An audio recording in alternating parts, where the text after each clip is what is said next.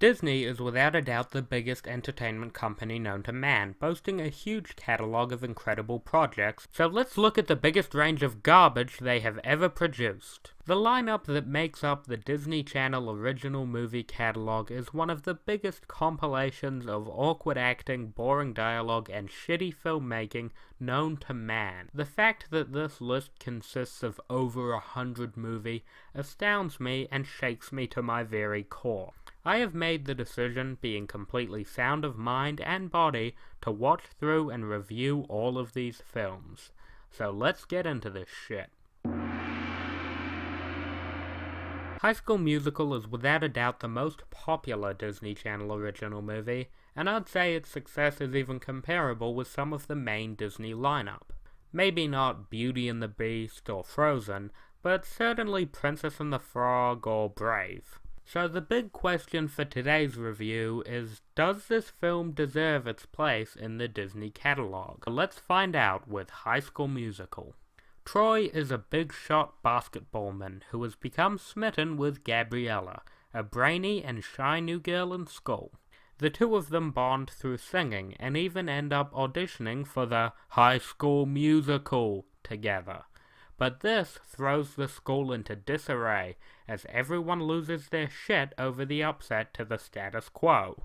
Basically, it's Grease, except it has a decent message and the problem comes from the friends being assholes and not the fact that Danny's just a huge douchebag.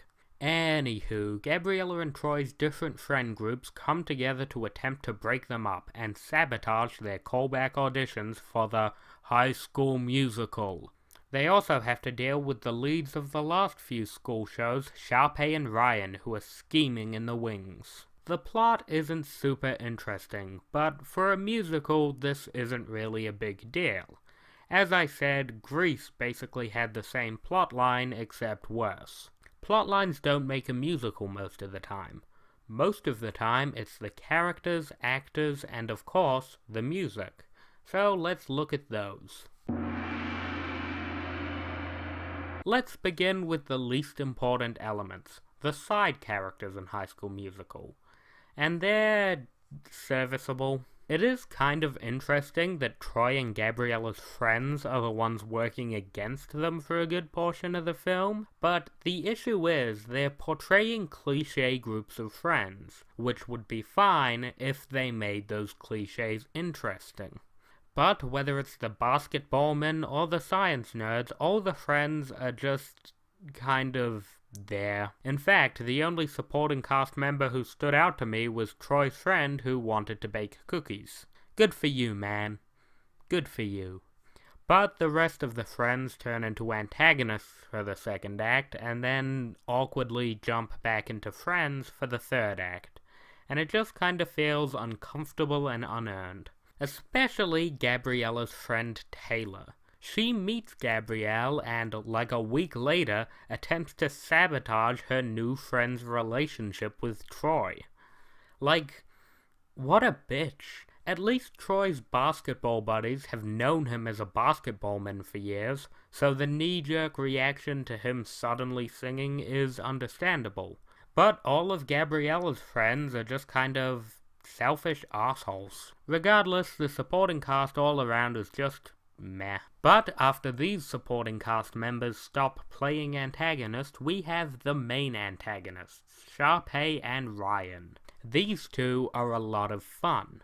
Quirky, crazy, and hyperbolic in that fun musical way. They're used just enough that the performance doesn't get irritating, which was a concern of mine going in. But instead they're just fun and totally legitimate high school threats. As for our protagonists, Gabriella is just fine. Vanessa Hudgens plays a good high school sweetheart. She looks good, sounds good, acts good, but doesn't really get much to do. We're told how she's this shy but smart girl, and singing is this really big deal for her because of her stage fright, but all that boils down to is her being scared for 5 minutes in the climax before inevitably singing along. I mean, does this look like someone with stage fright to you? but she works well in the part, and Vanessa Hudgens' acting works through even some of the more awkward writing. And finally, the main lead, Zac Efron as Troy. In this movie, Zac Efron sucks. I'm sorry, but it's true. I get this was like his first movie, and now he's this A-lister with some real talent, but in this movie, he really just sucks. That detention was my fault, not hers. You haven't missed practice in 3 years. That girl shows up. That girl is named Gabriella. She's very nice. She's very nice. His acting is so awkward, and in a movie where he's meant to be playing this charismatic basketballman, big man on campus deal, it just doesn't work. I will admit he does have decent chemistry with Vanessa Hudgens, and anytime they're on screen together, it does kinda work, but it's very clearly her pulling it together and not him.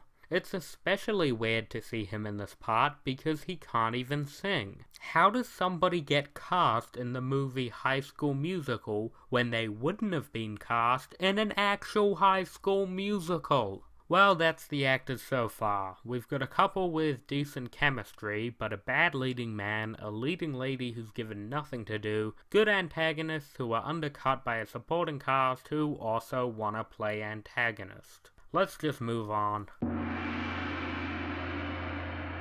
Honestly, while the music choices in High School Musical isn't my cup of tea, even as a fan of musicals, I can still recognize the quality to some of it. I'd say the most forgettable one is Gabriella's song, which I still have no idea what it's called.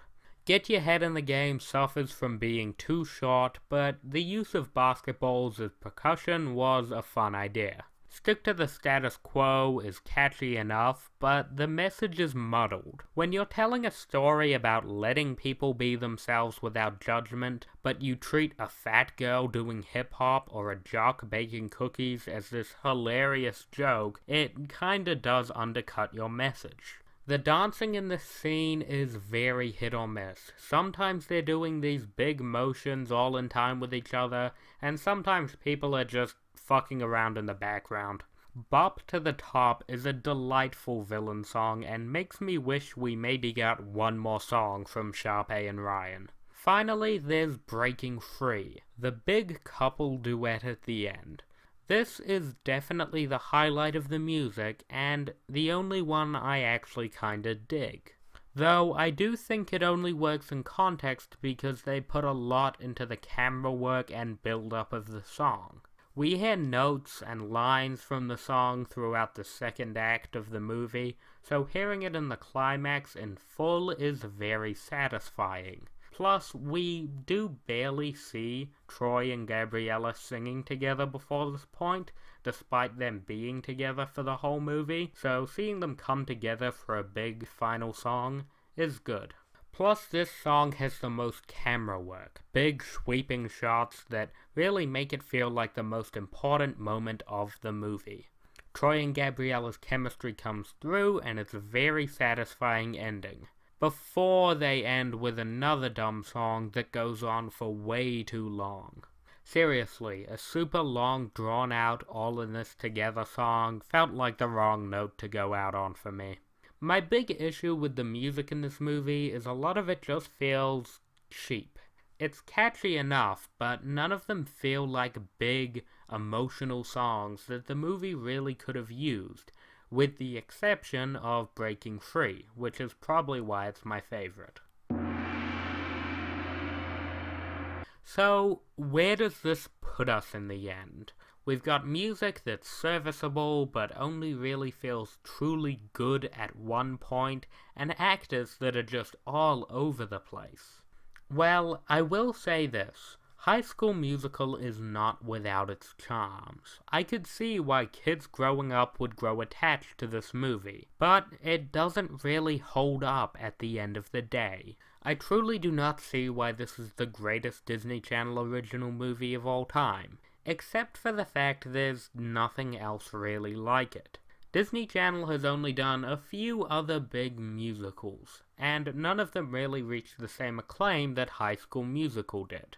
But just because it's a big deal doesn't mean it's a great movie. In fact, I'd say it's just borderline good. Yeah, if someone really wanted to watch it, it's not like I'm gonna throw acid on my eyes, like I expect to do with some other movies in this lineup, but it's not fantastic either. All I can say is this. If this is going to be the best movie in the Disney Disasters series, then I'm truly afraid of what the worst Disney Channel original movie is gonna look like.